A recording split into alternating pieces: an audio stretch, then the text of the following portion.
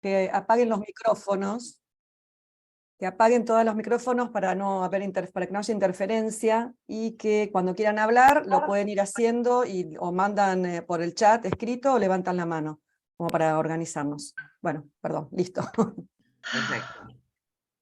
Bueno, muchas gracias por la invitación a este espacio. En realidad es un espacio que tiene mucha trayectoria en la PPG, ¿no? Entonces, es un espacio con historia, con mucha historia. Cuando me plantearon venir a trabajar un rato con ustedes, esto que yo puse en el título, ¿no? Esto que puse en el título de... Qué extraño eso que se llame pareja, ¿no? Mira, en realidad lo hubiera puesto mejor el título, en el sentido de decir, pareja, ¿qué queremos decir con pareja, no? Y me puse a pensar un poco cómo es el imaginario detrás de este término bueno, que en realidad tiene mucha historia, ¿no? Tiene mucha historia y tiene muchos efectos. Lo pensé en esos términos, pensé, bueno, ¿qué pasa? ¿Qué pasa hoy, además? ¿Qué pasa hoy, por supuesto? Pero no solamente hoy, sino cómo se fue construyendo ese concepto de pareja, lo cual remite primero la palabra misma pareja a que debe ser todo parejo, ¿no? Ya me parece que ahí tenemos la primera dificultad. De que sea todo parejo tenemos la primera dificultad. O sea que detrás de este nombre de pareja hay un horizonte supuesto de homogeneidad o de homogenización. Me parece que esta concepción de pareja está fundamentalmente basado en un imaginario que tiene en nuestra cultura occidental una larga historia. Yo voy a tratar de ver un poco eso, ¿no? De ver la genealogía de esta concepción, si podemos. Porque me parece que ahí radica el hecho de que sea tan fuerte la pregnancia de esta especie de exigencia, ¿no? Que lo que parece una redundancia, que la pareja sea pareja, o sea, en el sentido de parejo en todo, ¿no? Y bueno, y trae las dificultades propias de las idealizaciones. Bueno, pero toda nuestra cultura occidental tiene esa característica, o sea, que no es solamente el término pareja. Por otro lado, también cómo se relaciona la idea de la pareja con la familia, ¿no? Entonces, a mí se me ocurrió pensar en un rastreo de esta concepción de pareja, un rastreo genealógico, que es un poco lo que hace Levi-Strauss cuando se plantea las estructuras elementales del parentesco. Si bien hoy ya no podemos sostener sus hipótesis en relación a cómo piensa la estructura, cómo pensó y cómo esa concepción de estructura tuvo tanta influencia en todas las ciencias sociales, sigue siendo muy vigente la idea que él plantea cuando se produce una verdadera ruptura en los sistemas de parentesco. Lamentablemente no es un tema que se trate habitualmente. Incluso cuando yo era profesora en la Facultad de Psicología, que era por donde empezábamos la materia se sigue dictando y siguen empezando por ahí, y producía mucho impacto, ¿no? El hecho de empezar a plantear el tema de las estructuras elementales de parentesco, tal como la nombra, en relación a cómo se ha roto ese imaginario de los sistemas de parentesco y qué pasó después de esa ruptura de los sistemas de parentesco. Entonces, yo voy a tratar de pensar ese lugar como un lugar en donde la curva hace la vuelta. No hay vuelta atrás, evidentemente, en esto. Y de ahí viene nuestro imaginario, es bastante viejo, ¿no? Y qué coincidencias se dieron después, ¿no? Para dar cuenta de esto. Bueno, según Levi-Strauss, las estructuras elementales de parentesco que se dieron y las que él estudia son las europeas, ¿no? Y también de Australia y de la India, no se mete con lo que pasó en América. Evidentemente tienen una larga historia diferente, además, ¿no? En Europa se rompen esas estructuras, vamos a ver por qué. Por supuesto, en los demás continentes se rompen por la colonización. O sea, es muy diferente pensarlo de un lado o en otro, ¿no? Pensar cómo se rompieron esas estructuras de parentesco en América o en África, evidentemente eso tiene que ver con la colonización, no así en Europa. En Europa tuvo que ver con otras cuestiones, ¿no? ¿Por qué no perduraron las estructuras elementales del parentesco? O sea, esa organización del parentesco, que ante todo era una organización colectiva, ¿no? Una organización colectiva en la cual en general se piensa que es para evitar el incesto, pero no es para evitar el incesto, es para evitar la endogamia, que era el tema peligroso, ¿no? Entonces, los sistemas de parentesco son, cuanto más chicas, y esto al Estado le llama la atención, cuanto más chicas son las sociedades, más complejos son estos sistemas, ¿no? O sea, más divisiones tienen y más complejas son sus combinaciones. ¿Por qué? Porque hay que evitar la endogamia, que es biológicamente peligrosa. Él no dice esto, dice, no tiene una, no es porque sea biológicamente peligrosa, sino porque es socialmente peligrosa. Es cierto que es socialmente peligrosa, pero el primer fundamento es biológico. ¿Por qué? Porque no puede haber uniones endogámicas porque se produce un proceso biológico que perjudica a la especie. Entonces, absolutamente todas las especies son exogámicas. Esto es un descubrimiento posterior a que Levi-Strauss estudiara los sistemas de parentesco, ¿no? Pero en un momento dado, estos sistemas que eran grandes organizaciones sociales, que como todas estas grandes organizaciones sociales abarcaban planos distintos, él dice, conforman una sociedad hojaldrada, es decir, una sociedad con muchos planos de organización. El plano de la organización del parentesco era, digamos, la manera de organización social de las sociedades, estas sociedades. Por supuesto, toda la perspectiva evolucionista de la antropología borró toda esta perspectiva, ¿no? Deslegitimó, borró, no entendió, por otro lado, no entendió porque pensó con el modelo occidental, de manera que se perdió mucho de esa experiencia, que fue rescatada más o menos por los etnólogos, pero con los etnólogos europeos, evidentemente trabajaron con ese prejuicio de que lo comparaban, de que estos sistemas de parentesco eran como un camino para llegar a la verdadera forma de unión, que era la familia, todavía es, ¿no? La familia monogámica, heterosexual. Entonces, todas las otras formas de familia, que son muchas, fueron deslegitimadas. Tal vez no sabemos, en estas formas de familia, no sabemos qué lugar tenía la pareja y si existía la pareja como tal. Esto la antropología no nos lo dice, ¿sí? Se ocupa de la organización familiar, pero no en sí de la idea de que exista una pareja y que se le dé preeminencia a esta relación de pareja. ¿Se entiende esto o no? Si no se entiende, me dicen, levanta la mano y me dicen, por favor. Bueno, y si quieren hacer una pregunta, también. Yo no les decía antes de empezar que no quiero que esto sea una conferencia, porque es muy aburrido, sino una charla, un conversatorio. Así que, por favor, levantan la mano e intervienen.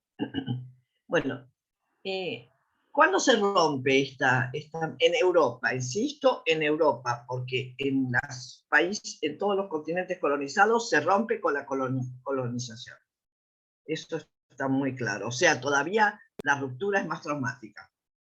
Porque mal o bien, la ruptura que se produjo en Europa fue una ruptura gradual, que se debió al propio devenir de esas historias, pero en África y en América fundamentalmente hubo interrupción, son dos cosas muy distintas, ¿no? Hubo interrupción de esos sistemas considerados salvajes, etcétera, y por lo tanto se conforma de manera así absolutamente arbitraria la forma de familia considerada como la única forma de familia. Este proceso que les decía yo se da gradualmente de transformación en Europa. Es muy interesante esto porque muestra cómo, más allá de las sociedades hojaldradas, como decía Levi-Strauss, las relaciones transversales entre estos estratos sociales, ¿no? Y que no hay ninguna manera de que podamos pensar que lo que sucede en este devenir se dé en un solo plano. Se da en un plano y tiene efectos en otros. Y en realidad acá lo que se dio es la gran transformación del comercio, ¿no? Más o menos estamos siglo XII, siglo XIII, ¿no? La gran transformación del comercio, que es la inauguración de una forma de intercambio. ¿Quieren decir algo? Que rompe con las formas tradicionales de intercambio. ¿Por qué rompe con las formas tradicionales de intercambio? Y porque en las formas tradicionales de intercambio no existe ni la acumulación ni la ganancia. Entonces, esto es una forma nueva, absolutamente nueva. Claro, lo que yo estoy diciendo parece ridículo, ¿no? Porque para nosotros el intercambio es justamente con ganancia, si no, no hay comercio. Pero esto es un invento del comercio, ¿no? Intercambio con ganancia es un invento del comercio. Invento que, gracias al cual tenemos el capitalismo, ¿no? Sin eso no hubiera habido capitalismo. Entonces, bueno, es importante entender que esa variación que en realidad se da también por elementos complejos de la economía, produjo una ruptura en los sistemas de parentesco.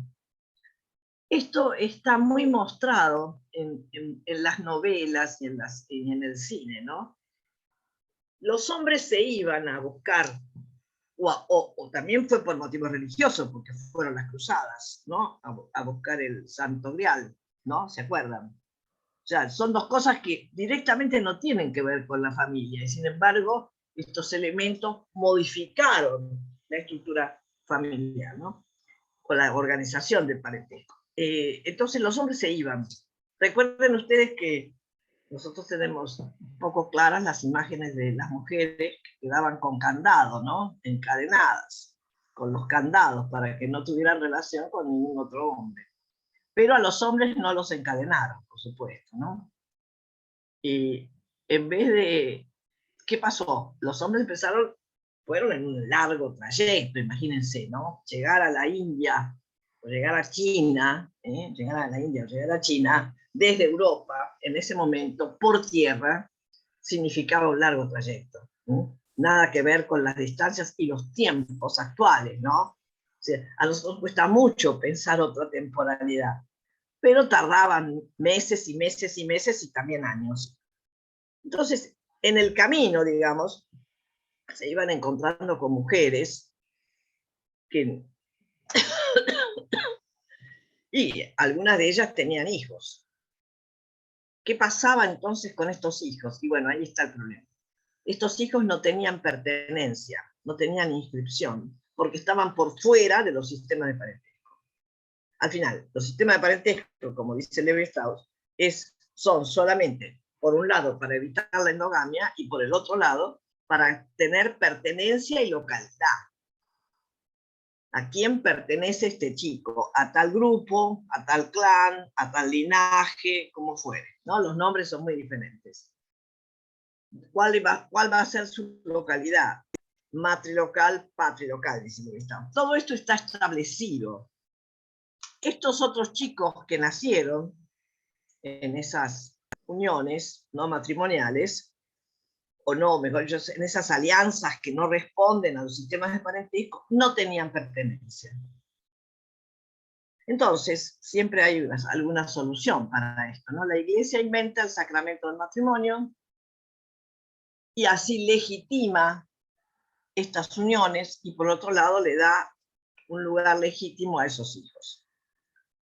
Pero claro, esto no paró ahí. La consecuencia de esto es que se rompen los sistemas de parentesco. No sé si para mí esto es fundamental que entendamos. Se rompen los sistemas de parentesco con toda la complicación que esto llevó.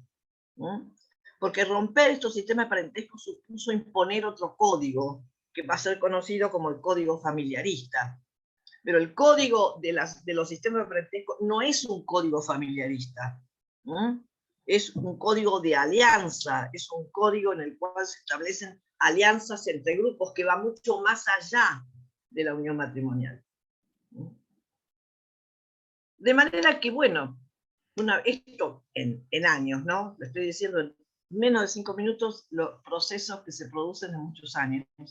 Produjo muchas alteraciones de todo tipo. Por un lado el comercio, como dijimos, por otro lado esta ruptura de los sistemas de parentesco. Ahí aparecen grandes problemas, seguramente, muchos más de los que podemos enunciar. ¿No? ¿Cómo se realizaban entonces las uniones? Las uniones matrimoniales, o sea, las formas de alianza en los sistemas de parentesco están preestablecidas. Tal grupo se tiene que casar con tal otro. Las mujeres de tal grupo tienen que casarse con los hombres de tal grupo. Esto que a nosotros nos horroriza porque no hay elección, no estaba ya determinado, producía indudablemente una organización social en donde la base de esta organización, indudablemente, eran estas formas de intercambio entre grupos, ¿no? Porque a su vez suponían toda otra organización económica, religiosa, ¿no? No era solamente la unión matrimonial, eso acarreaba una serie de intercambios y responsabilidades. Muy bien, roto esto, ¿cómo armamos las familias? Roto este sistema, ¿cómo se arman las familias? Bueno, seguramente habrá sido, supongo, ¿no? Una pregunta, una cuestión, más o menos parecida a lo que nos pasa ahora, ¿no? Debe haber sido, digo, una cosa parecida, es decir, a ver, ¿cómo? ¿Hay familias homosexuales? ¿Hay familias monoparentales? ¿Cómo es esto? No era la familia. Entonces siempre le encontramos algún problema a esa otra forma de familia, ¿no? Y acá de ahí debe haber pasado, no sé, lo mismo, ¿no? Era muy complicado entender cómo se podían hacer las uniones, que a su vez eran necesarias, porque si no había unión matrimonial, no había nuevas generaciones. Y sin nuevas generaciones, ¿cómo se conformaba esta sociedad, todavía esta sociedad medieval? O sea que era un problema bastante urgente para poder sostener, trabajar, lo que fuera, ¿no? Bueno, como siempre algo aparece, ¿no? En la complejidad de nuestra vida social, siempre aparece algo, porque parece que siempre parece que estamos en el caos, en la crisis total, pero algo siempre aparece, porque esta aparece la característica de nuestra condición de existencia, algo se inventa, algo nuevo se inventa. Y efectivamente apareció una cuestión que conforma un imaginario diferente, ¿no? Un imaginario diferente. Y es esta derivación que tuvo el amor cortés, ¿no? En amor romántico. Entonces, acá yo diría, por eso pensaba un poco que no, esta charla tenía que tener alguna nota más de humor, ¿no? Ahí empezó nuestro drama. Ahí empezó nuestro drama. Con este imaginario del amor romántico empezó nuestro drama, que no terminó porque el imaginario del amor romántico sigue vigente. Yo casi diría que es el imaginario más vigente, ¿no?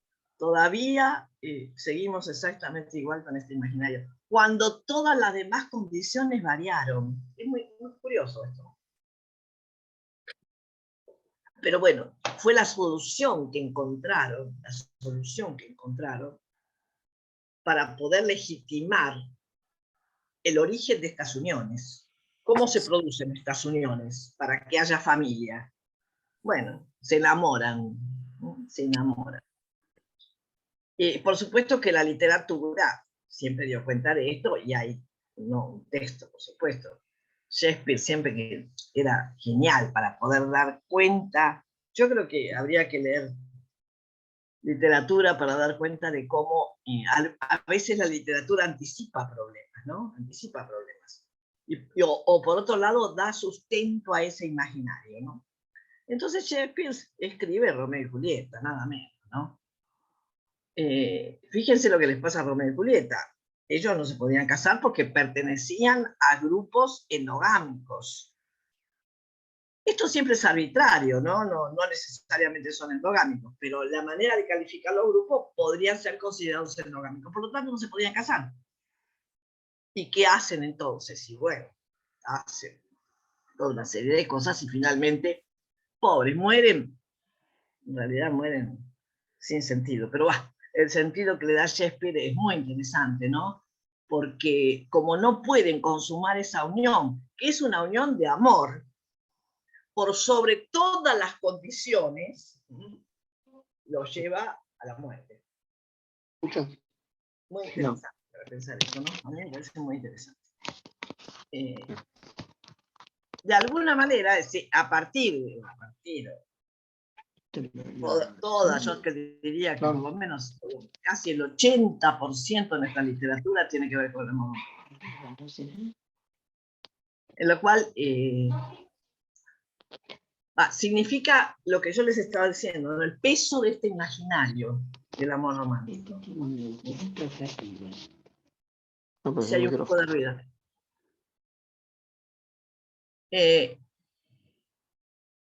Dice Levi-Strauss que había habido algunos otros intentos de conformar el parentesco a través del amor romántico.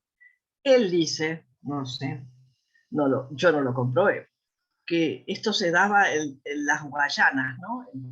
En el norte de América del Sur, que se habían hecho un experimento de poder hacer uniones mediante el amor y que fue un fracaso total. Tuvieron que volver al sistema de aprendizaje, fue un fracaso total porque esas uniones duraban muy poco. Bueno, entonces acá tenemos un aspecto importante para entender, ¿no? Este amor romántico que tiene que ver con la fascinación de un momento, no quiere decir con eso. Yo siempre que digo esto, no termino de darme cuenta, de entender, porque indudablemente todos tenemos experiencia de habernos enamorado, digamos en algunos casos perdidamente, ¿no? Bueno, ¿qué es enamorarse perdidamente, que más allá de todas las condiciones? Ahora, ¿nos enamoramos porque subjetivamente estamos conformados en este modelo? ¿O realmente esto es algo que sería propio de nuestra condición de existencia? No lo sabe, porque finalmente nosotros siempre vemos estas condiciones de existencia en un momento histórico, epocal.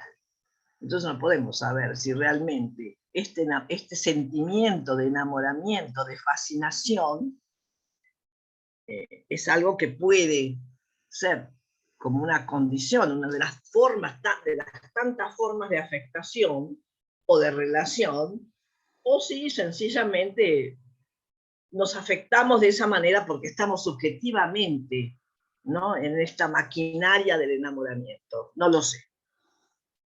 Se los planteo, no lo sé. El asunto es que a partir de esta forma de conformar la alianza, esta alianza se vuelve totalmente individual. Y este es el efecto, ¿no? Totalmente individual. Ya no dependía de la pertenencia a un grupo, ¿no?, de la pertenencia a ese sistema, sino que cada unión se vuelve totalmente individual. María Laura. Sí, cómo no. Quería preguntar y comentar algo.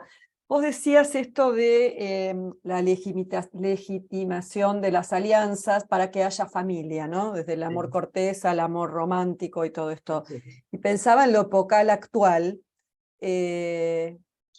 y también en relación a eso, estas parejas que ahora, no sé si es inédito, la verdad que no rastreé el tema, pero la posibilidad de no tener hijos, ¿no? De no armar familia en relación a la descendencia.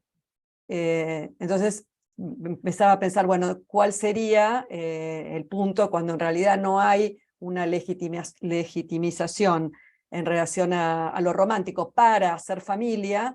O si dos personas, tal vez la pareja, muchas veces se autodenominan como la familia, ellos dos, la pareja y por ahí, no sé, las mascotas, ¿no? Sí. Pero en estos tiempos está esta posibilidad de decidir no tener hijos. Sí. No hacer familia en ese sentido, en el sentido de la descendencia. Hay muchos casos, pero bueno, eso tiene que ver, a mí me parece que eso tiene otra vía, ¿no? También, que la vía es este lugar de las mujeres, porque yo eso todavía no lo traté de hablar, ¿no? Pero ahora lo vamos a ver. Ok, bueno, pensaba eso, ¿no?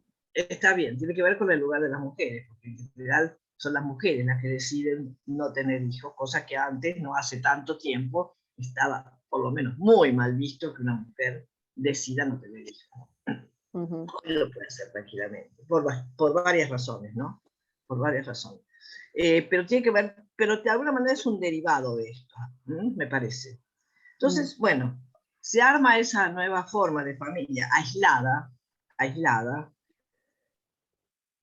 Esto mucho antes de la gran expansión del capitalismo, mucho antes. Todavía no estamos en el capitalismo industrial. Lo que sí sucedió en el capitalismo industrial es que esta forma de familia le vino perfecto. O sea, la forma de familia que se arma a partir de esta relación de enamoramiento de dos, digamos, le viene fantástico al capitalismo, pero no es que le inventó el capitalismo, es anterior a este capitalismo industrial. Pero el capitalismo industrial la usó porque de esa manera aisló a las mujeres fundamentalmente, ¿no? Sí, ¿por qué? Porque esta familia, cada uno de estos núcleos familiares viven solos, ya no hay más comunidad, o sea, unión con otras familias. Y esto es cofuncional al capitalismo, porque justamente de esa manera se puede dar, por un lado, la competencia, por el otro lado, el poder anular los lazos de cooperación horizontales, digamos. Esto a mí me parece fundamental entenderlo, ¿no? Las familias aisladas, llamada familia nuclear, vive cada una por su cuenta, lo más aislada posible, y si bien es cierto que a las que se aislaron fueron a las mujeres, porque los hombres tenían su espacio en la fábrica, las mujeres nos quedamos sin espacio social, ¿no? Quedamos sin espacio social, destinadas a la procreación, obviamente, y a su vez a la transmisión de esa forma de vida capitalista como la única, ¿no? Fíjense cómo se fueron dando, se podría no haber dado todo esto, pero así se dio. O sea, que la pareja empieza a tener un lugar fundamental en esa nueva organización del capitalismo, y es una pareja no pareja. Esto que yo les decía, ¿por qué pareja? Es una pareja no pareja, porque mientras el hombre salía y hacía montones de cosas en el afuera, la mujer quedaba adentro, aislada, ¿no? Sin relación con otras mujeres, mientras que los hombres podían tener relaciones con los otros hombres. La prueba está que todo el armado de los sindicatos y de la defensa por los derechos del trabajo fueron hechas por los hombres, ¿no? Ahora, qué raro, ¿no? Es raro esto, porque ya empieza a pensarse en una pareja despareja. No tiene nada que ver lo que tenía que hacer uno que lo que tenía que hacer la otra persona. O sea que el fundamento de la pareja comienza por algo desparejo. Pero esto desparejo es fundante de esta forma de organización.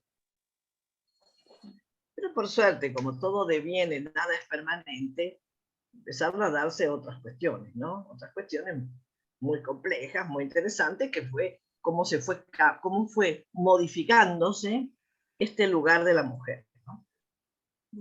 María Laura, ¿puedo hacerte una pregunta? Sí, claro.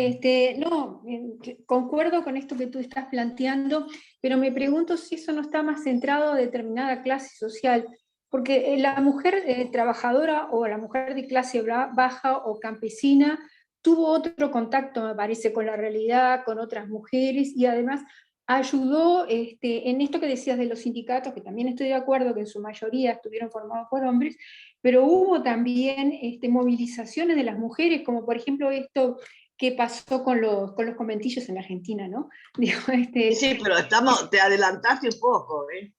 No, puse como ejemplo, pero digo, como que esto viene arrastrándose desde mucho tiempo, ¿no? Digo, si decimos, puede plantearse...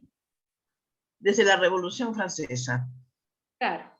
Porque cuando la Revolución Francesa propone, ¿no?, libertad, igualdad y fraternidad, las mujeres inglesas en 1791 hacen la primera manifestación para pedir la igualdad.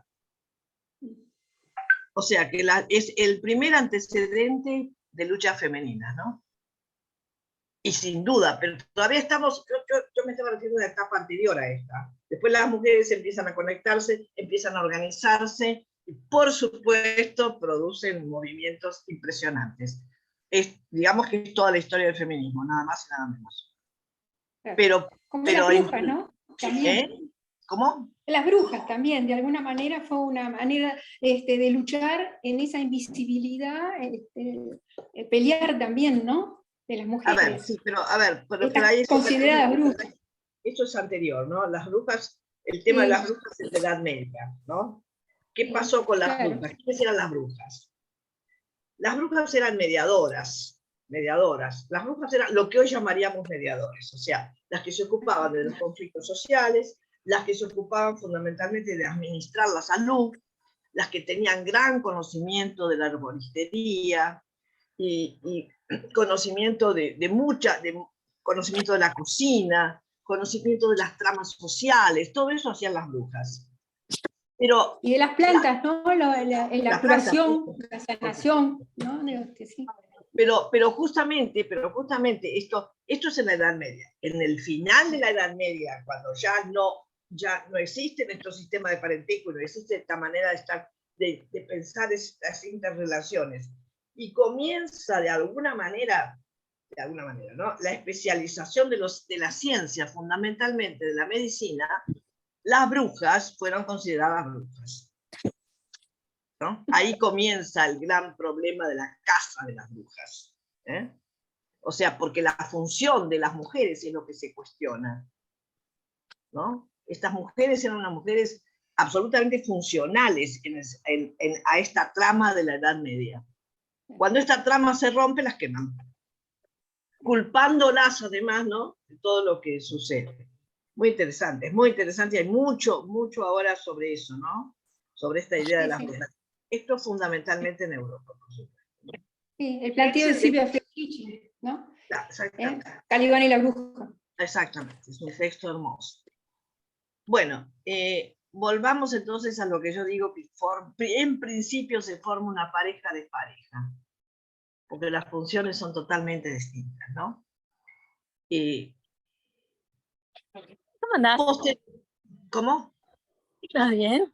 Viste que, ya que te veo, oye, me das un paquete en Miami. Gabriela, ahí está.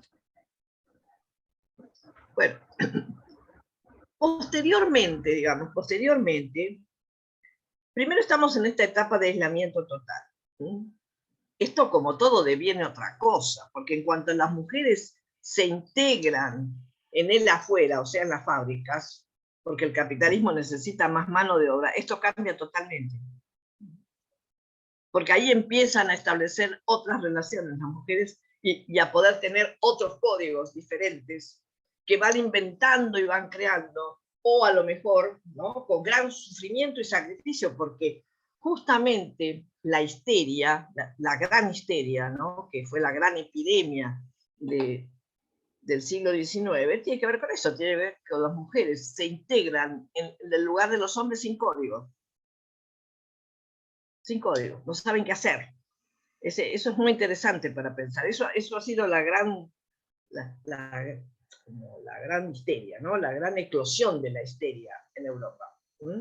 No tener códigos, no saber qué hacer, no saber cómo hacerlo, no saber cómo decirlo. Y justamente cuando no tenemos una manera de expresarlo, y bueno, lo expresamos con signos en el cuerpo, ¿no?, que es lo que pasó con las histéricas. Justamente, me parece que eso es un tema importante. Pero ¿cuándo pasa eso? Es cuando ya las mujeres salen, ya no están en la casa encerradas, salen.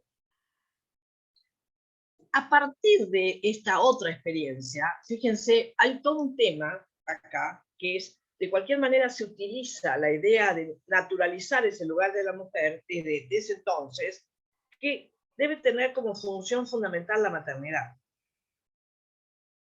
Quedarse en su casa para criar a los hijos, y el hombre tiene que salir, pero la mujer no. Tiene que estar aislada criando a los hijos. Esta, otra vez, ¿no?, ahí está otra vez la idea de lo desparejo. La idea de desparejo, porque el hombre es una cosa que hace totalmente distinta. Si bien es cierto, dice Levi-Strauss, que la división del trabajo se da en todas las culturas, sí, evidentemente debe ser así. Una cosa es la división del trabajo, y otra cosa es la deslegitimación del trabajo. Son dos cosas distintas. Porque el trabajo hogareño, digamos, le corresponde, comillas, a la mujer en este momento, perfecto. Pero después se delegitima ese trabajo como no trabajo. Y en esto no se salva nadie, porque Marx tampoco consideró que el trabajo de las mujeres era la mitad de la producción en el sistema capitalista. Por lo menos la mitad. La producción no lo consideró. ¿No? Consideró que los campesinos y todo, eso más o menos sí, pero las mujeres no. O sea, fíjense cómo los imaginarios atraviesan todos los planos. Y por más que podamos romper en un plano, siempre nos queda alguna cosa ahí, ¿no? Como colgando, digamos. Entonces estoy diciendo, bueno, sí, Freud las consideró castradas y Marx se olvidó de que formaban parte del sistema capitalista y que no hay sistema capitalista sin el trabajo femenino en las casas. Aún hoy, de alguna manera, algo de esto perdura, ¿no? Si no lo hace la mujer, lo hace otra, pero siempre hay una mujer que tiene que sostener ese ámbito. Bueno, poco a poco, podríamos decir, poco a poco, ¿no? En esta otra integración que hacen las mujeres en el mundo social, se puede ir conformando una idea de pareja en el sentido de que es más parejo la tarea de uno, el labor de uno, el papel de uno, con respecto al papel del otro. De cualquier manera, seguimos en una práctica despareja, ¿no? No totalmente, de forma muy distinta, todo lo que ustedes quieran, pero en el fondo algo de esto hay. ¿Y de dónde sale entonces esta idea de pareja? Acá volvemos al amor romántico, porque el que forma el ideal de pareja tiene que ver con el amor romántico. ¿Sí? Tiene que ver con un ideal de totalidad.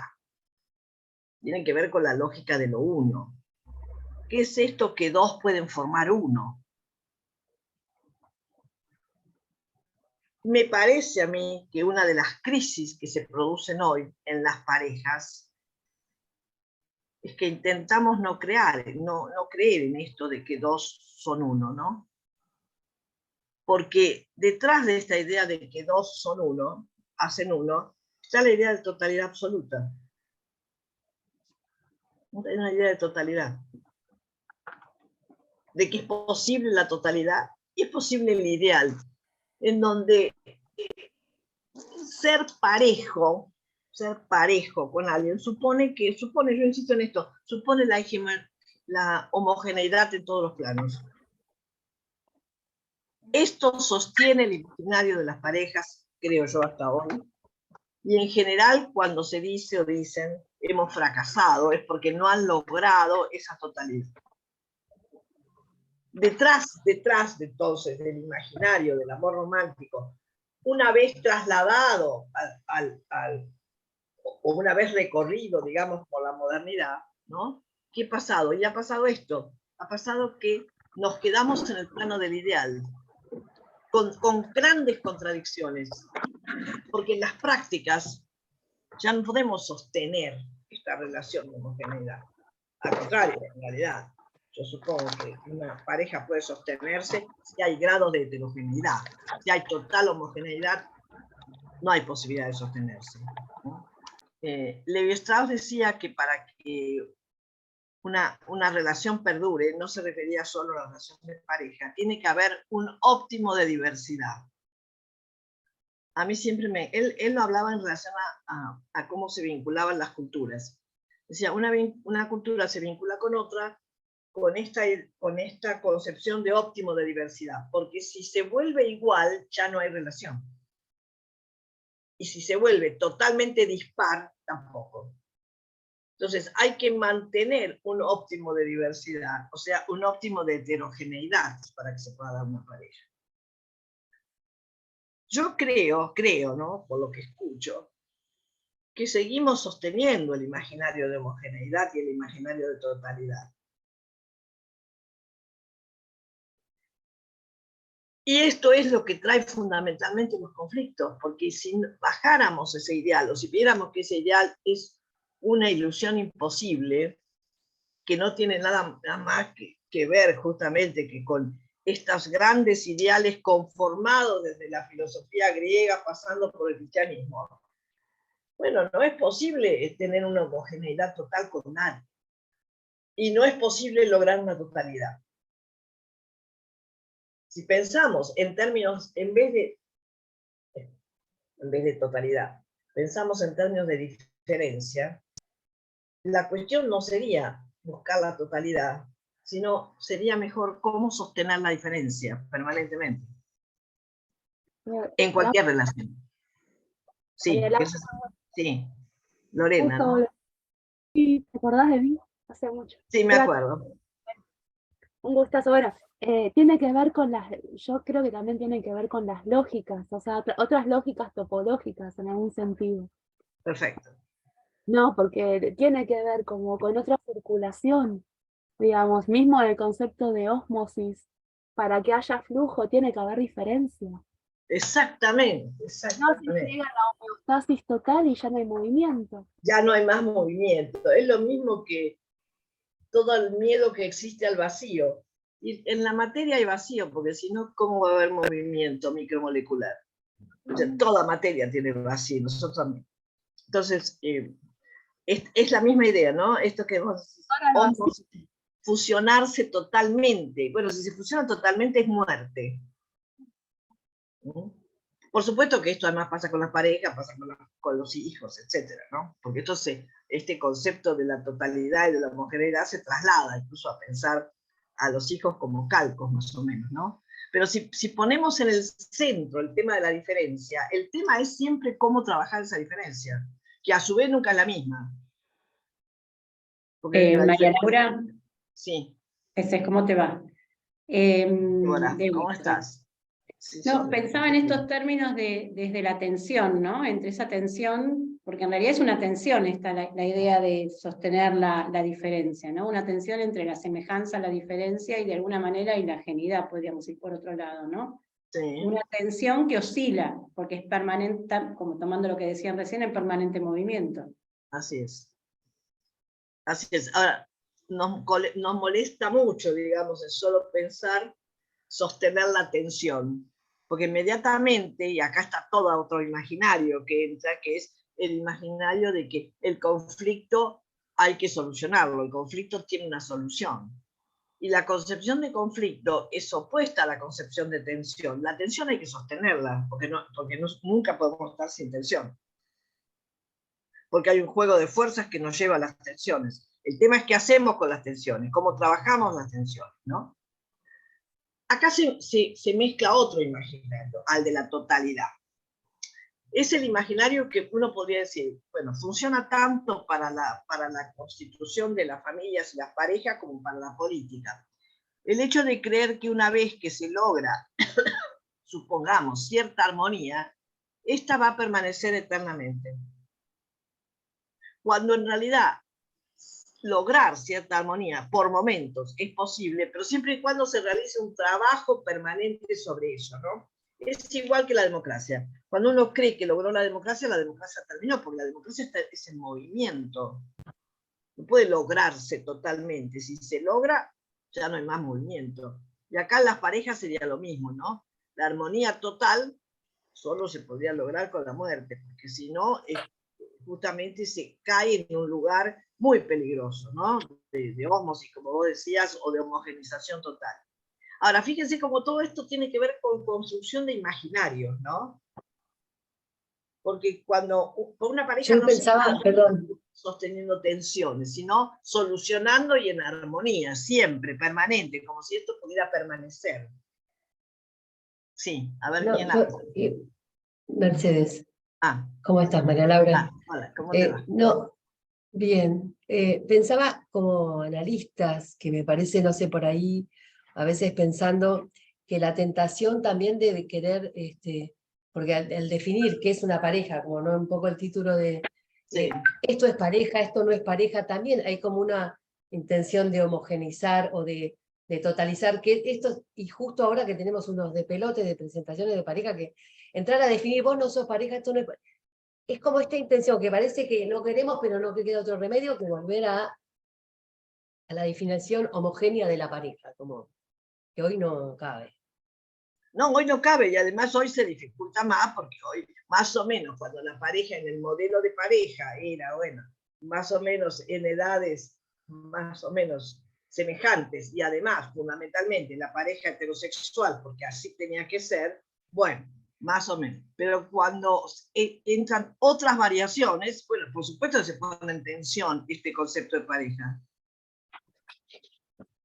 Por supuesto, ¿no? Es necesariamente así, digamos, no había otra posibilidad de pensar en una gran tensión, porque estas nuevas formas de, no sé si serán parejas, no sé si llamarlas parejas, estas nuevas formas de relaciones sociales en general, nos mueven sobre todo los imaginarios. Y aunque nos parezca mentira, los imaginarios han sido lo más rígido que hemos tenido, ¿no? Y lo más viejo, porque de última, este imaginario de homogeneización y de idealización es platónico. O sea, que miren si es viejo, ¿no? Y sin embargo, seguimos con el imaginario de la homogeneización y de la idealización. Justo, María Laura, te iba a decir eso, digo, que me hacías pensar cuando estabas hablando en el mito del andrógino, de Platón. Es eso, Claro, exacto. ¿no? Y es anterior Claro, a todo esto que estamos hablando, ¿no? Exactamente, pero bueno, pero está en este imaginario. Claro, sí, persiste. Claro, de juntar las mitades y hacer uno. Hacer uno, la totalidad, es lo que decía, Sí, ¿no? es ese. Yo creo que ahí en esa idea de totalidad radica el conflicto mayor para pensar cuando no se logra la totalidad, o sea, nunca, qué son los conflictos que generan. Y por otro lado, la dificultad para trabajar las diferencias. Por supuesto que para que exista algún tipo de convivencia tendrá que haber algún tipo de afinidad, algún punto de afinidad, si no sería imposible. Pero ese punto de afinidad no significa que esté todo absolutamente, que sea todo absolutamente igual. En algunos planos podrá haber coincidencia y en otros no. El tema es cómo hacer con eso en una convivencia, ¿no? Una comentario y pregunta a la vez. Vos decías, como es evidente, se nos viene haciendo evidente cómo los imaginarios sociales son un fundamento muy fuerte en las relaciones, y esta antigüedad de los imaginarios que fundamentan el amor romántico. La dificultad teórica se me presenta respecto de, bueno, sabemos que son construcciones colectivas, por lo tanto, se hace muy difícil pensar cómo modificar esos imaginarios para que podamos tener un fundamento para poder trabajar con las diferencias de otro modo que como se venía trabajando, porque yo creo que las diferencias estuvieron siempre, pero tramitadas de otras maneras. Primero habrá sido de modo autoritario a través de la jerarquización del lugar del hombre como lo dice Aristóteles respecto de la familia, como el hombre y el padre como la autoridad de la familia, y los demás son todos sus súbditos. Esa es una manera de tramitar la diferencia. Ahora tenemos otra, más ligada a una supuesta democracia, pero que no sabemos muy bien cómo gestionarla. No, porque es tal cual así, porque no responde, no tenemos imaginario legitimado para eso. Exacto. Porque está muy, muy relacionado con la falta de legitimidad de una verdadera democracia. Exactamente. Y bueno, fíjense que no casualmente, ¿no? Es un poco paradójico, porque los movimientos actuales, que son en realidad movimientos por la diferencia, también hacen tocar la democracia, ¿no? Qué bárbaro, ¿no? Paradójico, digamos, es paradójico. No solo en la Argentina, en todo el mundo estoy diciendo, ¿no? Se pone en cuestión, digamos. Porque en realidad yo creo que lo que estamos poniendo en cuestión es esto que vos marcabas, me parece normal, la dificultad para tramitarla, la diferencia. Y a mi juicio se puede solo por ahora tramitarla en situación. Porque la diferencia, y este es el problema con la diferencia, aparece siempre como diferencia, o sea, nunca aparece igual. Porque si fuera igual ya no es diferencia. Entonces, si aparece como diferencia, hay que tramitarla en situación.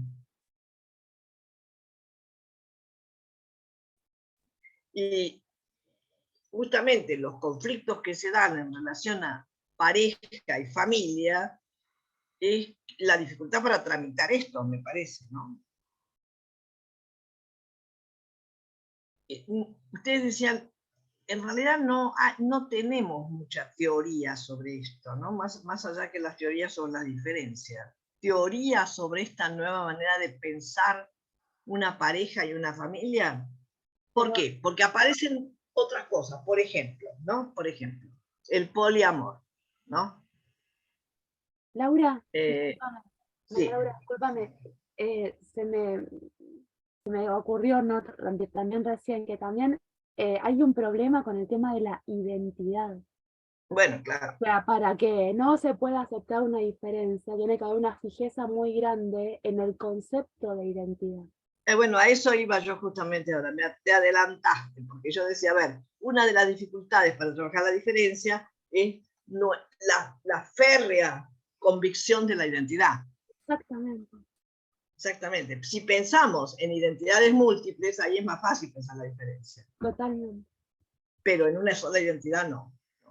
Ahora, de cualquier manera, fíjense, yo estuve supervisando un caso con una colega de otro lado del Río Cuarto, de un muchacho que se pone de novio con una chica, qué sé yo, la chica, él se enamora, en los viejos tiempos, se enamora perdidamente de la chica, pero la chica es partidaria del poliamor. Entonces, desde ya le dicen, no, yo no voy a atarme a uno solo, bueno, ya sabes, ¿no? Yo tengo a su vez, la chica está en otro lugar distinto, él trabaja en ese lugar, pero vive en otro. No te quedes este fin de semana porque yo estoy con fulano. Porque así era el trato, ¿no? Yo no me voy a poner de novia con vos, o si me pongo de novia con vos tenés que aceptar que también tengo otro novio. Bueno, ahora, es impresionante porque ahí se ve bien cómo el imaginario hace un clic, ¿no? La chica, vale, aparentemente estaba convencida de que esto funcionaba así, ella no presentaba conflicto, digo comillas, ¿no?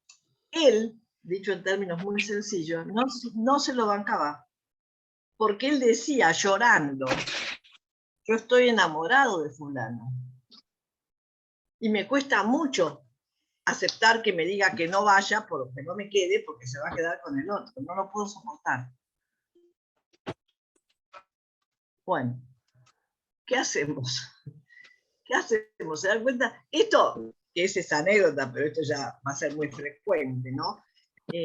Si no se rompe el imaginario y la lógica de lo uno, es imposible sostenerlo.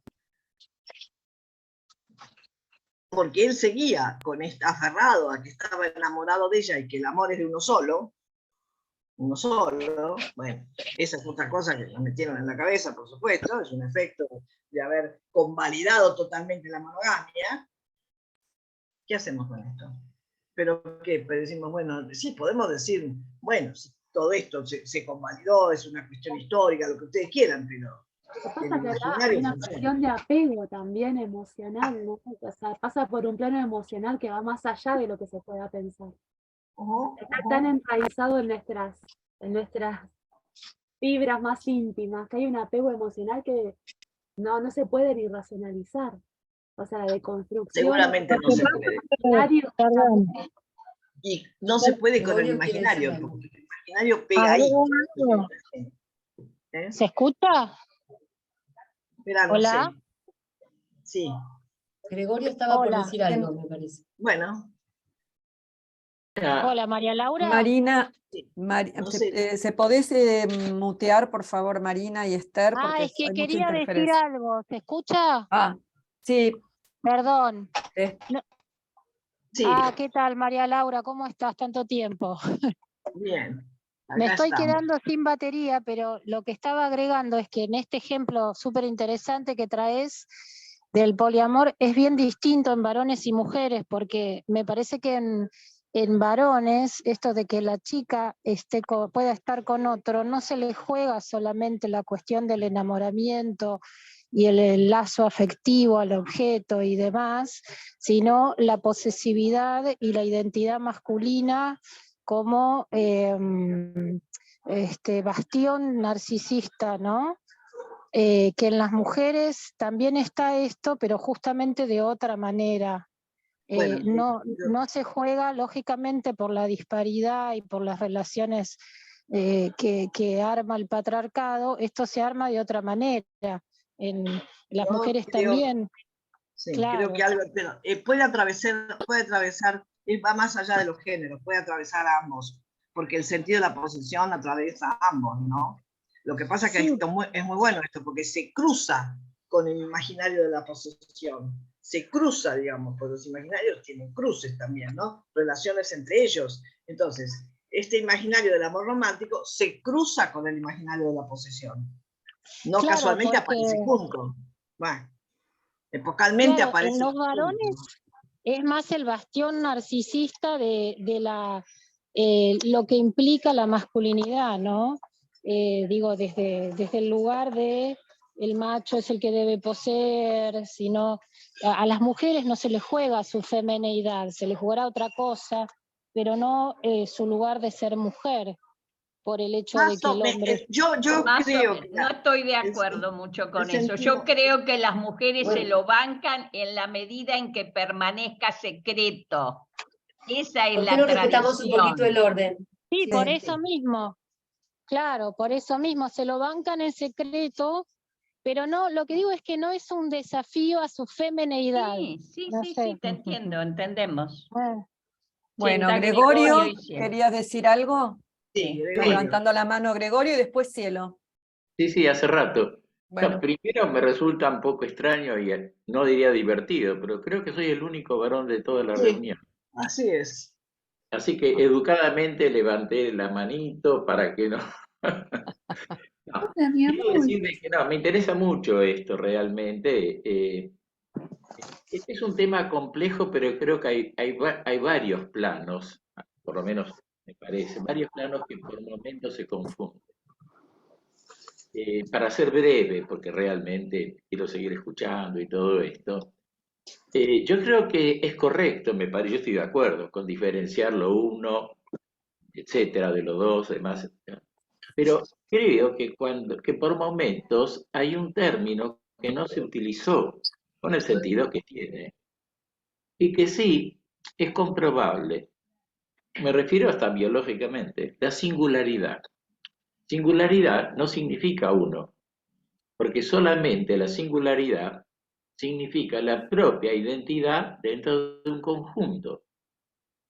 Esto es muy importante, porque, entre paréntesis, ustedes no me conocen mucho, yo fui muy amigo desde el comienzo de la carrera de Isidoro Berestein, Janine, todos ellos, en donde insistían con razón, Isidoro en particular, con respecto a lo que llamaba la interferencia, también lo que significaba, digamos, lo inevitable de las identidades por sí separadas. Por otro lado, hace muchos años que trabajo, bueno, soy psicoanalista a nivel individual, pero hace muchos años que trabajo con grupos multifamiliares, derivados un poco del trabajo de Pillon y de García Badraco fundamentalmente, que trabaja con el concepto de interdependencia, y donde precisamente, tomando lo que podríamos llamar patología o normalidad, mucho no me gusta eso, pero bueno, pero la idea es que un desarrollo adecuado, incluso hasta siguiendo los conceptos de Kant de persona, el logro, para no ser un falso self, es que la familia, la sociedad, quien sea, la pareja también, permita el desarrollo singular, lo que se llama y que se evidencia por los recursos yoicos propios. De lo contrario, se cae en el falso self, que es el personaje femenino, masculino, que aparece con recursos, pero que obviamente están dados por el contexto social. Así que a mí no me gusta mucho todo lo que se está... Me estaba divirtiendo porque pensaba, ¿dónde estaban los otros varones? Y no entiendo por qué no hay más varones. Porque en otras reuniones que tocan este mismo tema, bueno, yo qué sé, hay muchos. Y una cosa que, María Laura, me gustó mucho lo que dijiste, pero hay una sola cosa que me gustaría precisar, no como crítica, por favor, yo no creo en esas cosas. Es que por momentos se mezclan algunos planos. Por ejemplo, las concepciones, unas son las concepciones, digamos, con respecto a los efectos de los procesos de civilización, y otras cosas son los conceptos que tienen que ver con lo que desde lo que llamamos la clínica psicológica más amplia, ¿no? Muestra. Pero bueno, solamente quiero remarcar una cosa. Después, yo creo sí en la singularidad. Y la singularidad inevitablemente es lo opuesto a una concepción solipsista. Porque si hubiera una concepción solipsista, no se hablaría de singularidad.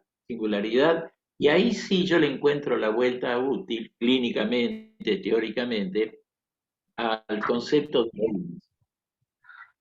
¿Concepto? ¿Al concepto? Perdón si me fui. Habría mucho, pero por No razones se de te tiempo. escuchó, no se te escuchó. ¿Cómo? Se te fue una palabra. Vos crees mucho en el concepto y no se te escuchó. ¿El concepto? No sé, no se escuchó lo que dijiste. Lo que... No, yo me refería a la singularidad. No sé vos qué... Pero A ver, dijiste ¿cómo algo le más. No sé. No, yo te quiero aclarar una cosa. Me parece que es muy importante trabajar hoy la singularidad, pero no hay singularidad sin multiplicidad. Claro, yo pienso eso. Entonces, justamente lo interesante hoy es pensar, bueno, dentro de esa multiplicidad, que obviamente es infinita, y poder modificar esa concepción de totalidad y llevarla a la multiplicidad, que son dos cosas totalmente distintas, porque con la multiplicidad no hay totalidad posible. Ni hay totalidad posible, ni hay reducción a lo uno. Y esa singularidad se da en un devenir, en un devenir epocal, indudablemente. Y por eso es interesante que trabajemos conceptos que epocalmente surgieron en otro contexto, y que hoy ya no nos sirven. O si nos sirven hay que repensarlos.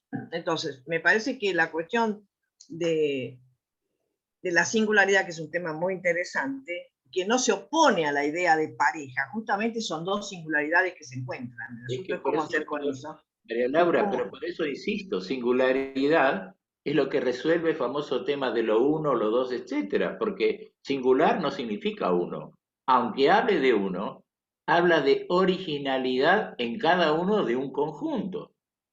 Las diferentes caras, las diferentes... Yo creo que la singularidad no es relacionada con lo uno y lo dos, sino con la multiplicidad, porque el dos vuelve a ser múltiple, no multiplicidad. Entonces, me parece que... Son formas de concebir. No, de acuerdo, está bien. Habría que desarrollarlo con más tiempo y prefiero seguir escuchando y gracias. Cielo, ¿querías hablar? ¿Tenés la mano levantada? Sí, bueno, me parece hasta ahora interesantísimo el desarrollo que estás haciendo, María Laura. Abre una cantidad de preguntas. Pero sí, bueno, agarro por algún lado, sí, ya que no puedo agarrar todo. Primero, me resultó muy interesante en el caso de la supervisión que trajiste, que la que plantea la apertura al poliamor en la pareja es la chica y el que lo sufre y se angustia ante esto es el varón. Es para pensarlo, ¿eh? Desde qué lugar ella lo propone, qué significa para ella abrir la pareja al poliamor y qué significa para él la desilusión y la ruptura del ideal de posesión, de que si estoy enamorado de esta mujer tiene que estar enamorado de mí, solo de mí, de la misma manera que yo estoy enamorado de ella, solo de ella. Es un temón este. Sí, por supuesto. Bueno, el otro tema que me parece interesantísimo es cómo vos fuiste derivando, avanzando en tu desarrollo, a que el gran tema es qué hacer con las diferencias. Ya Janine Pouget decía hace muchos años, en definitiva, el arte de ser pareja y hacer pareja es que hay que trabajar todo el tiempo las diferencias. Eso Y decía entonces hay parejas que trabajando las diferencias se matan, discuten todo el tiempo, como si la idea fuera que uno de los dos tenga la razón y lo convenza al otro de su única y sola verdad, no aceptando que ella también puede tener un pedacito de la verdad como él, aunque son diferentes verdades. Están las parejas que se matan por las diferencias peleando todo el tiempo, y están las parejas que, cafecito de por medio, salen de ver una película, la discuten, hablan, intercambian ideas, cada uno aporta lo que vio y lo que sintió y lo que interpretó en la película, y terminan entre los dos construyendo una visión más amplia, más compleja, más íntegra y más rica de esa película que vieron. A ver, entonces, el tema es qué hacer con las diferencias. Y vos al principio trajiste una pregunta que la dejaste abierta inteligentemente, que es la pregunta acerca de cómo, a ver si lo entendí bien tu pregunta, que acá hay procesos de colectivos, del imaginario colectivo, como lo llamaba Castoriadis, sí, sí. O la producción de subjetividad, como la llamaba Silvia Bleichmer, pero junto con esto hay procesos de subjetivación. ¿Vieron cuando Silvia Bleichmer diferencia entre constitución subjetiva y producción de subjetividad? Entonces, ¿cómo ancla en la propia subjetividad de cada ser humano hoy, pleno siglo XXI, cómo sigue anclando en nuestra subjetividad de varones, mujeres y diversidades sexogenéricas, todavía la ilusión de completud? Entonces, si rastreamos, esta es una gran pregunta, ¿por qué el ideal de la completud, que al capitalismo le viene bárbaro, porque entonces no paramos de consumir, a ver si alguna vez comprándome cada año un auto diferente logro ser feliz, y una ropa diferente logro ser completa como mujer, y la mujer más bella del mundo, y la más rica, y la más atractiva? ¿Cómo esos ideales sociales de la posibilidad de alcanzar la completud dentro del capitalismo a través del consumo permanente imparable, cómo ancla en una subjetividad donde el gran tema que tenemos que abordar los seres humanos desde que nacemos hasta que morimos es qué hacemos con lo que nos falta? Y la ilusión, como decía Lacan, de que si soy mujer y me encuentro con un hombre, la secreta esperanza de que ese hombre me va a dar lo que me falta y entre los dos vamos a hacer uno, mi media mitad, mi media naranja. Ahí ancla subjetivamente el ideal de completud social en el gran tema de la castración simbólica, castración en lo real, en lo biológico, pero fundamentalmente castración simbólica, cómo vivimos, porque además varones y mujeres nos construimos históricamente de manera diferente, son procesos de construcción diferentes. Un minutito porque me interesa esto que estás diciendo, porque yo lo ligaría, ya sé que lo que voy a decir es altamente conflictivo, pero yo siempre, ustedes saben, los que me conocen saben que siempre digo algo que no corresponde decir, ¿no? Este imaginario de la totalidad ¿no estará ligado también al imaginario de la falta? Tal como lo trajiste. Total. ¿Qué le pasa a una cultura? ¿Qué pasó con esta cultura basada en un imaginario de la falta? Que de última es un imaginario judeo-cristiano. Porque la falta tiene que ver con el pecado y con lo que perdimos, y la añoranza por lo perdido. Es indudable que para mí, como vos decías, cuajan en estas dos cuestiones, porque el imaginario de que si me encuentro con un hombre me va a completar, es espantoso, porque indudablemente no me completó nunca, ni me va a completar nunca, porque no existe ni lo uno ni lo otro, ni me falta nada, ni me voy a completar, ninguna de las dos cosas, sino que ese devenir constante de proceso de subjetivación, que obviamente es epocal.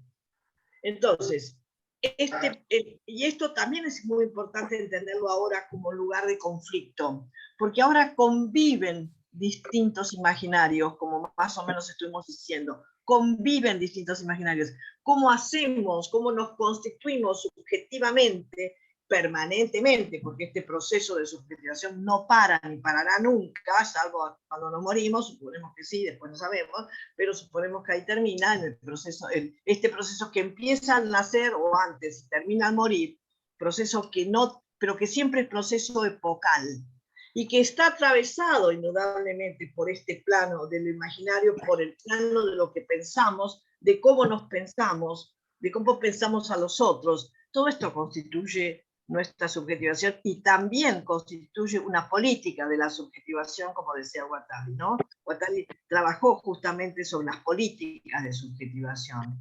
Y esto que ustedes estuvieron diciendo, justamente al capitalismo le viene muy bien la idea de que nos tenemos que completar porque nos falta algo, se consolida, porque no es un invento del capitalismo, se consolida y cofunciona con el capitalismo como modo de producción subjetiva.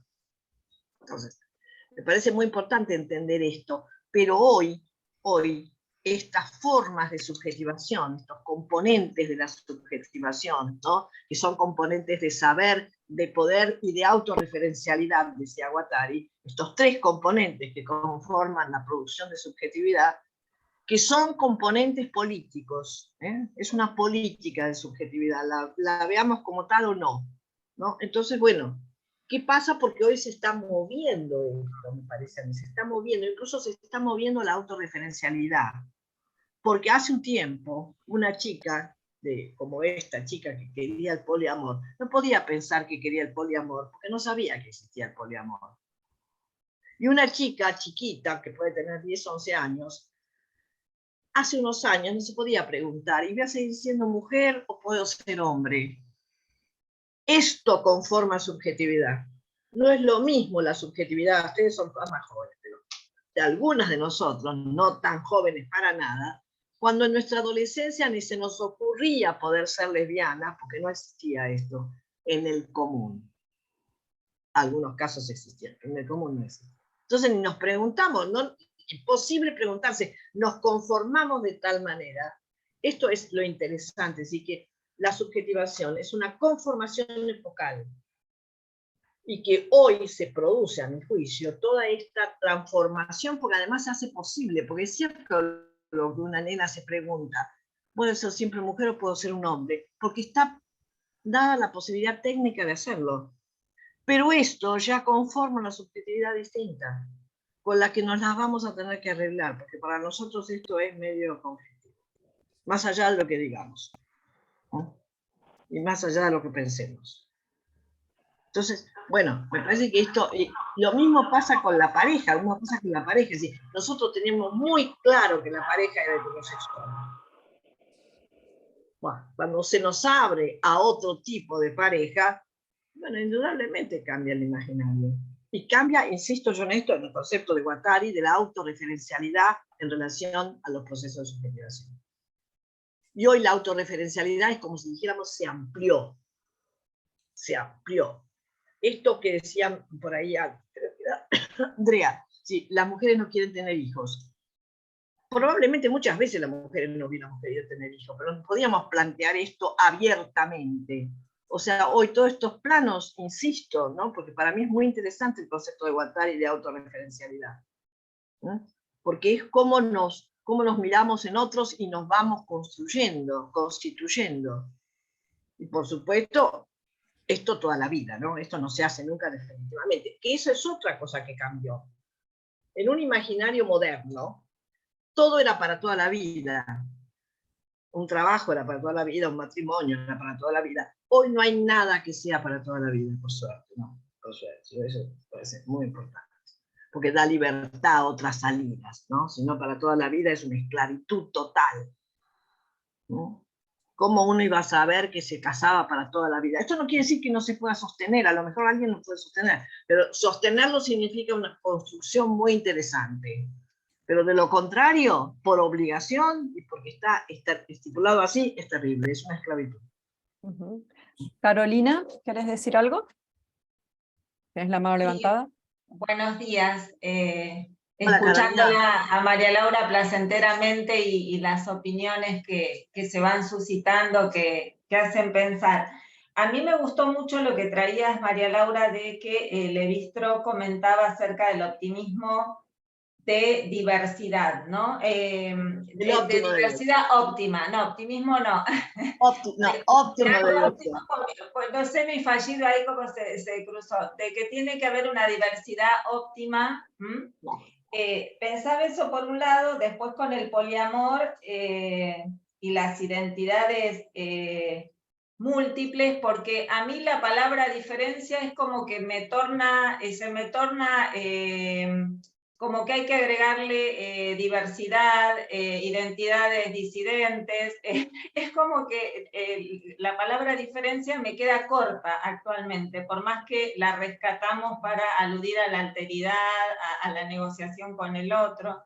Entonces pensaba en un contrapunto entre este óptimo de diversidad o óptimo de múltiple, y escuchándola a Cielo, si uno escucha también cómo se conforman las parejas jóvenes o los jóvenes que experimentan o hacen experiencia más que conformar pareja, ahí lo de la completud también se me cae, porque me viene más lo ilimitado que la completud.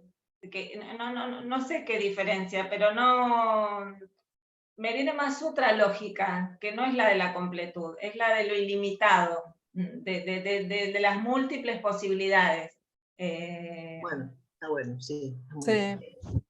Ahí no me viene tanto la falta y por esto tal vez de la estabilidad de la modernidad, que ellos ya están, digamos, en otro, no sé en qué lugar, pero bueno, un poco caótico el planteo, pero pensaba todo esto. Sería algo así como algo del exceso, ¿no? Claro. Como cierta lógica del exceso. Está bien, a ver, perfecto, me parece. Una cosa que te voy a decir solamente, ¿no? La diferencia y la diversidad no es lo mismo. La diferencia no es objetivable. La diferencia es una relación que nunca podemos capturarla por el lenguaje, ¿no? Por lo menos esto dicen tanto Deleuze como Derrida, de alguna manera, en que acuerdan con esto. Por lo tanto, la diferencia es lo que difiere y no se ve. Mientras que la diversidad es un efecto de la diferencia, porque la diversidad sí la palpamos. Podemos ver una diversidad de flores inmensa, ¿no? Bueno, esa diversidad siempre es, en realidad siempre tiene cuerpo, te diría, siempre tiene extensión la diversidad. O puede ser diversidad de modos, por ejemplo, ¿no? De modos de pareja. Pero tienen cuerpo esto, ¿eh? Se la ve. No digo eso porque generalmente se confunden las dos palabras. Y es muy interesante delimitar los conceptos de diversidad y diferencia, me parece. Si es que sirve eso, ¿no? Digo. Lo demás, Carolina, tenés razón, pero me parece que lo que dijo Andrea estaba muy bien. ¿Cómo no caer en el exceso?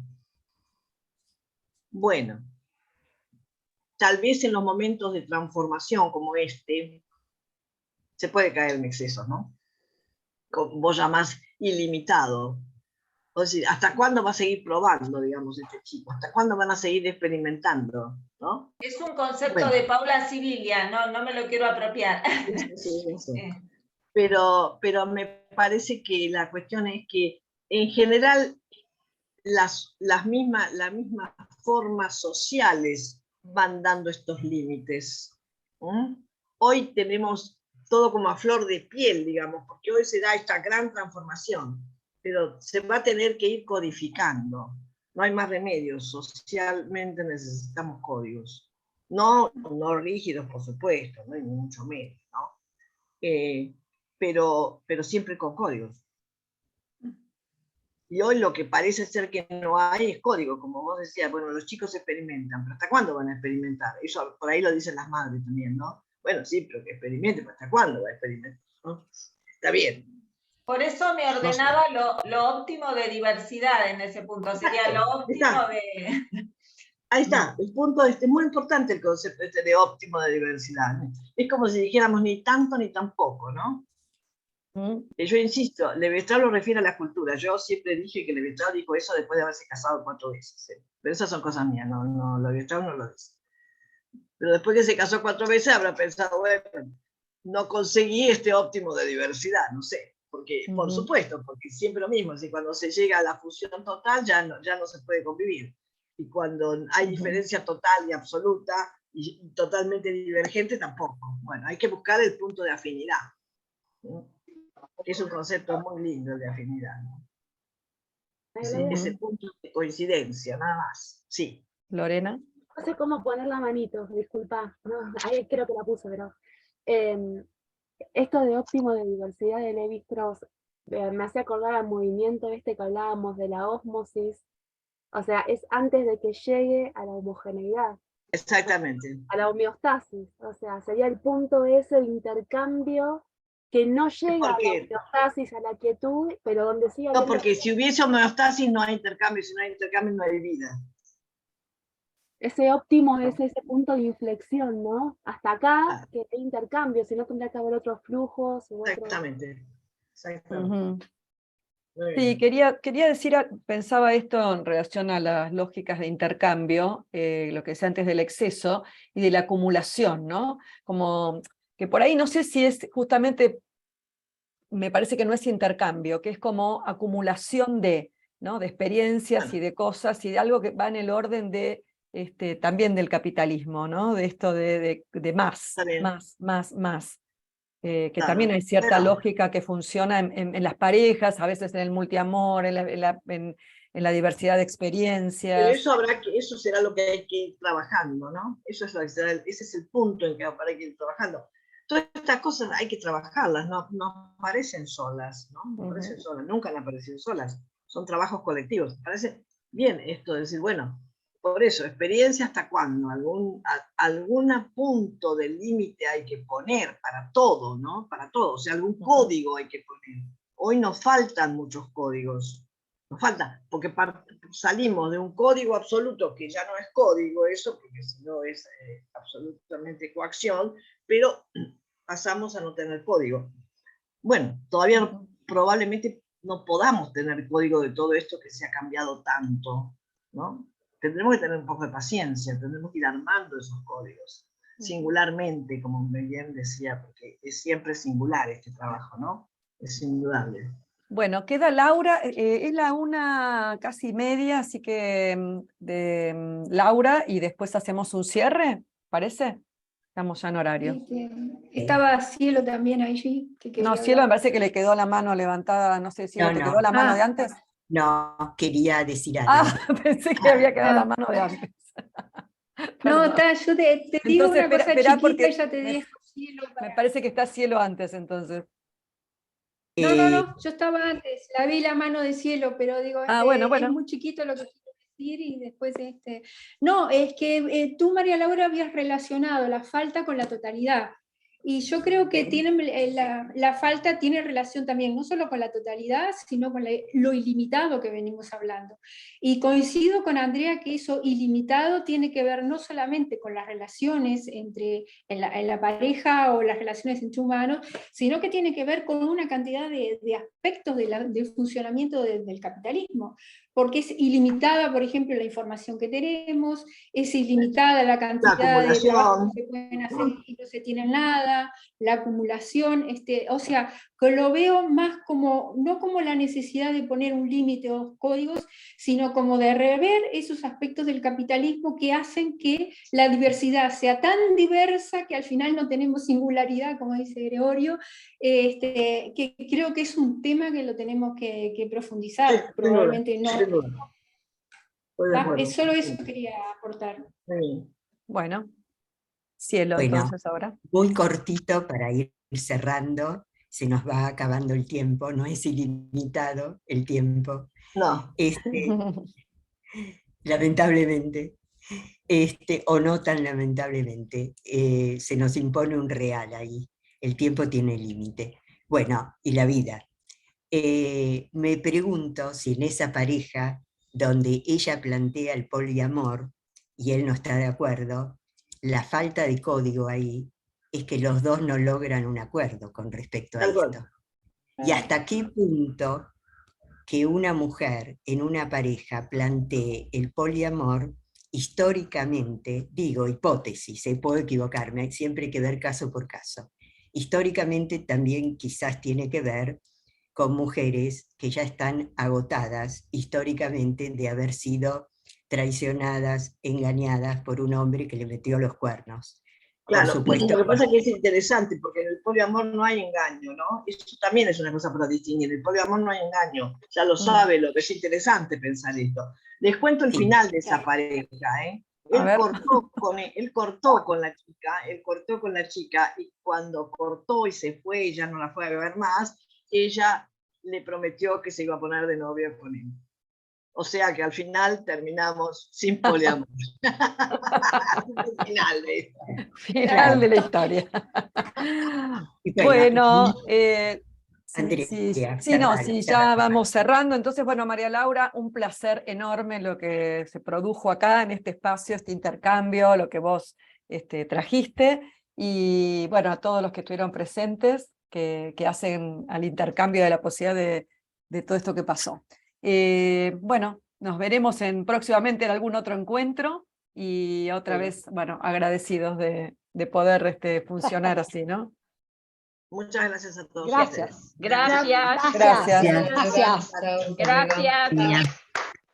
Muchas gracias, María Laura. Gracias a todos.